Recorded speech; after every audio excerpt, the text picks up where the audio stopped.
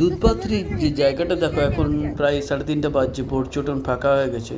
তোমরা সুন্দরভাবে ভিডিওটা দেখো, তাহলে বুঝতে পারবে নিরিবিলি।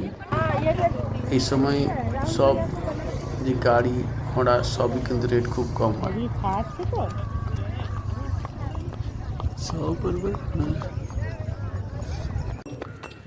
দুধপাত্রি টাটা, আমরা চলে যাচ্ছি। এখন 4টা বাজছে।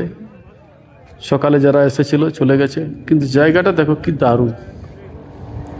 জায়গাটা দেখলে বুঝতে পারবে কি দারুণ জায়গা।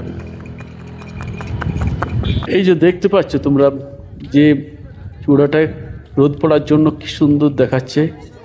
প্রত্যেকটা শট তোমরা দেখো, প্রত্যেকটা কি জিনিস, কি দারুণ, কি দুর্ধর্ষ।